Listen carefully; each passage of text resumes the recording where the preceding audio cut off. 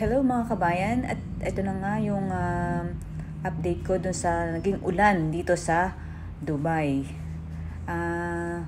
Dito pala kami sa Al Riga, Deira, Dubai, United Arab Emirates. Kung makikita nyo, ayan, dahil sa lakas ng ulan, nagkaroon ng mga tubig yung mga sasakyan at tamang-tama na napatirik dito sa may harapan ng aming building. So ayan, nakuhanan ko. So, kung noong pagpila ng ulan, ayan, makita nyo yung mga drainage ay medyo nag-overflow na. So, ayan, papunta pa uwi dun sa aming bahay. Kung makita nyo, ayan, marami ng mga sasakyan ang medyo na-trap. At dito sa aming daan, ay ayan, konti na lang yung nakakaraan dyan. Kasi sa ibang mga daan ay medyo na na sila na stuck na sila doon. So ito yung nandito sa may Abu Bakr Al Siddiq Road, papuntang Al Maktoum yan. So ayan yung sa may Al Bassam, puno. At ito naman yung nasa Al Riga Road, makita nyo ayan hanggang Binti. Ito yung sa may metro station sa may Al Riga.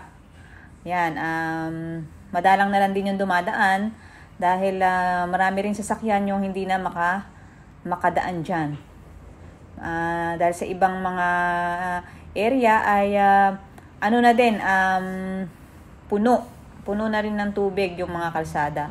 So ito yung naging sitwasyon dito sa Al Riga Road nung time na nagkaroon ng ulan.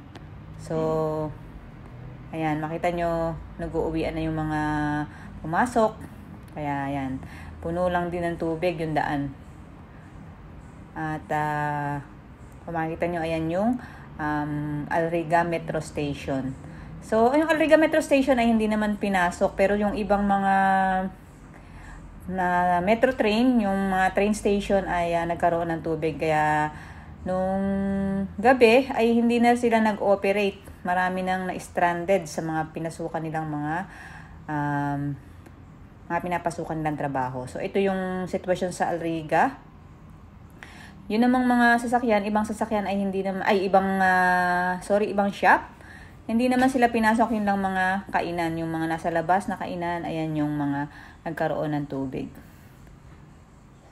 So makikita nyo, ayan yung sitwasyon nung time na nagkaroon ng ulan.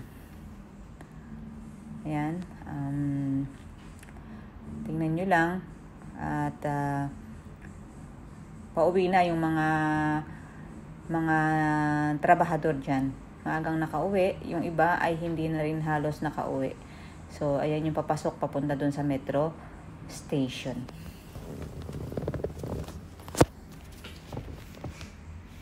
Ito mismo yung Al Riga Road na madalas nating dinadaanan dito sa Deira. So ayan yung Al Riga Metro Station. Nakita nyo yung mga tao naman, ay yung mga paa naman nila ay hindi naman na mga nabasa. So walang tubig dun sa ilalim. Sa ilalim kasi yung metro station dyan. So sa Al Riga hindi naman pinasok yung metro station. Kaya ayan lang, hindi siya masyadong nabaha. Dahil kahit papano medyo mataas-taas pa rin tong area na to. Kaya ayan yung naging sitwasyon dyan sa Al Riga Road. At syempre tuloy pa rin ang buhay ng ating mga kabayan. Kahit na may ulan, ay sobrang sisipag. Ayan, nagsisipag trabaho pa rin kahit na may ulan. Tuloy pa rin ang kanilang trabaho. Hanap sila ng mga client. Ayan, nagsisipag trabaho pa yung mga yan. At eto naman yung dun sa may Al Maktoum, yung sa may bahay namin. Ayan, inabot yung aming harapan. Inabot ng tubig. At dahil sa lakas nga ng ulan, yung ulan ay halos maghapon at saka umulan din nung gabi. Kaya ang dami talagang naging tubig. Dahil alam nyo naman, yung Middle East ay hindi naman talaga inuulan. Kuminsan nga dito, isang taon halos walang ulan. Ambon-ambon lang. Kaya yung mga drainage dito ay hindi naman kalakihan, talagang pang emergency lang na mga maliliit lang yung drainage na ginawa nila. Kaya makita nyo medyo mabagal yung baba ng tubig. Kaya yung ibang mga parking na nasa basement, kita nyo yung iba naglagay ng sandbag para hindi pasukin yung kanilang parking, kagaya niyan.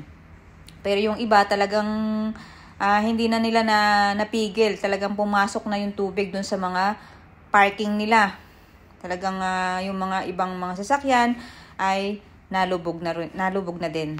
So itong supermarket na yan na malapit sa bahay namin ay sarado dahil yung tubig pumasok na rin dun sa loob ng grocery na yan. So yan ang naging sitwasyon namin.